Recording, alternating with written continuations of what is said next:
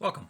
This is Mostly Illiterate. It's a podcast dedicated to nuanced and borderline religious exploration of literature. It has a couple different types of shows, from rants, which are basically just editorials about whatever's triggering my monomania, to explorations, which are really just like literary essays about details and stuff I've noticed in the text. But this is an Odyssey, and this is the beginning of the Ulysses by James Joyce Odyssey, so, very appropriate name there. And Odysseys are intended to be your buddies as you go through a text. They are long episodes through dense texts that are intended to be listened to as you navigate the text. And these texts are beasts. It's Ulysses, Paradise Lost. I don't know what else yet, but, we gotta start with Ulysses, my favorite book. And these episodes are your online, YouTube addicted buddy. So, you don't have to embark on reading these texts alone. So think of it as like a ghetto, like, hey, can I take a literary course at Berkeley? Like, no, we got that at home. And, you load up YouTube and you're listening to me now. Okay. So this is the beginning of the Ulysses Odyssey. And if you ever wanted to read this book, study it, and you don't want to do it alone, then this podcast is for you. I'm not a college professor, but I do have my master's degree in literature, and I study literature on my spare time. I find it fun, and so do you, apparently. I mean, look at us, a bunch of weirdos on YouTube reading books together. Oh, this is going to be amazing. Anyways, let's begin. So let's get some resources and prep out of the way. For the book, you'll ideally want the Gabler edition of Ulysses. Ulysses has gone through numerous editions because of its tumultuous history of censorship, and the Gabler edition is a corrected text and as close to Joyce's vision as possible. It also has a great font, it has some margins, and the binding disintegrates faster than my self-esteem whenever I stutter or make a mistake when I'm recording this podcast. The second thing you're going to want is an audiobook. Now, you may not be partial to audiobooks, but you're going to want one for Ulysses. And you'll find an amazing audiobook on archive.org. It's one of the best ones out there, done by RTE, and it's completely free. The main reason you want this is because of the switches in narration. Plus, if you're not a native Irishman, you'll likely miss a lot of the linguistic nuances that Joyce includes that depend on the reader's understanding of various types of accents, usually Irish or English. It's kind of like listening to Shakespeare versus just reading it. The sound is kind of very part of the point, and the accent actually changes your interpretation of the text. As for annotations, Ulysses Project is an amazing professor's annotated online version of the text. And you can actually use this so you don't have to buy a copy. Again, like a lot of the resources I'm trying to give you are free, so you don't have to spend any money to get into the text. Maybe you're not going to like it, and that's perfectly fine. And this particular project, the Ulysses Project, actually helps you with a lot of the references to the text.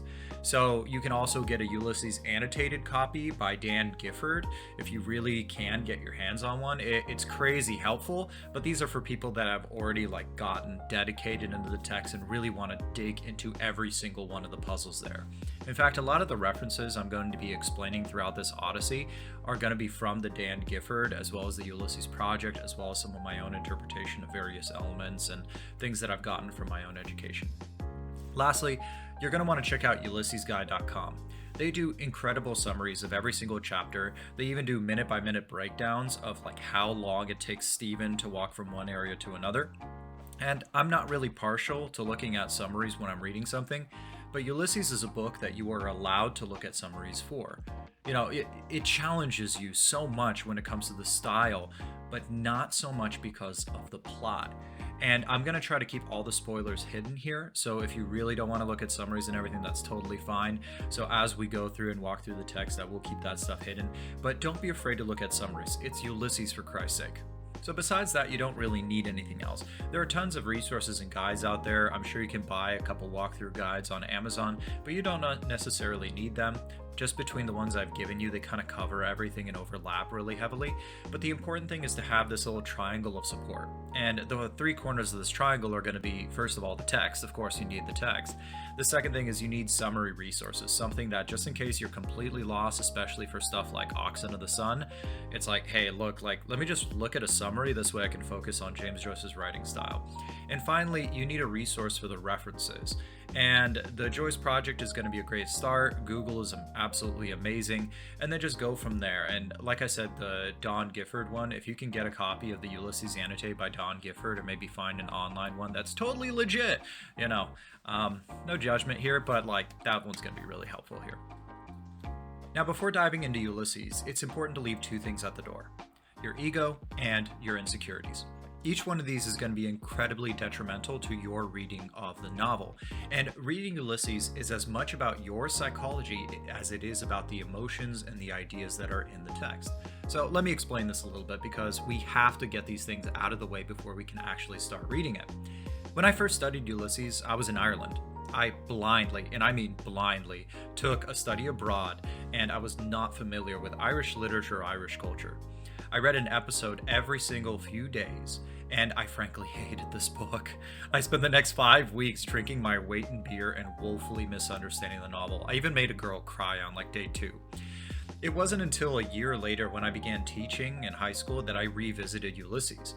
I was doing some quiet reading sessions in my class, and I decided to choose Ulysses for my quiet reading. I had, a little nostalgia trip, right? So I was revisiting it at my own pace, with no reading assignment, and I was slowly digging through all the references, and made me realize a key flaw to my initial reading. My ego and my insecurities got in the way. So first, let's get my ego out of the way. I'm kind of amazing. Okay, I'm relatively smart, but my intelligence lies in my ability to play with ideas once I acquire them.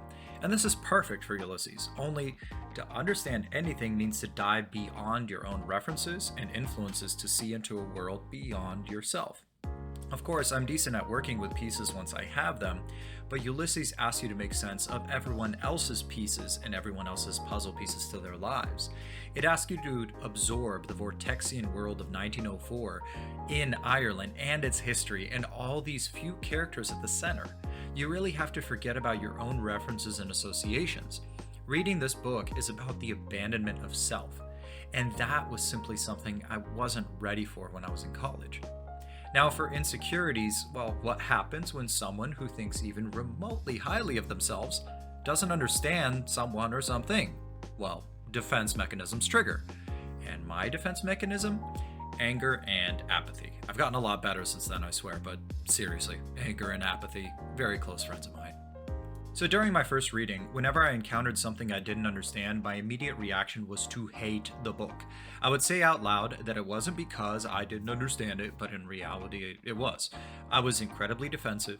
I approached every single element from a negative standpoint, and because of this, my interpretations of the characters were deeply flawed. And I would often dismiss characters before I really got to know who they were or what was at their core. And if it needs to be said plainly, you not understanding something is not a good justification for hating it. If I learned this lesson a long time ago, and if much of the world can learn it now, I think we're in agreement here that this would be a very beneficial thing. So, in my youth, which I'm still kind of young, but I dismissed the book in my 20s. I blamed the book for faults that were my own, when in reality I should have been blaming my poor work ethic, my inability to know how to approach the book, and I didn't take time to sit there and think about what tools I should utilize to crack the puzzle of Ulysses. Instead, I assumed that the same techniques that got me by with all the other literature would work. Now, I could easily blame my professor for not scaffolding the material for me, but if life has taught me anything since then, I need to blame myself first, because I can actually determine and change my actions. I can't change others. And by the way, if my professor is listening, love you, you are awesome, wish the best for you, okay? So let's get started. This is the end of the preface, so I hope you have a copy and everything and your mind's ready to go. Just go ahead, begin the next episode, and let's see how it goes. I'll have the recommended pages and some ideas to front load your reading in the next episode. Good luck.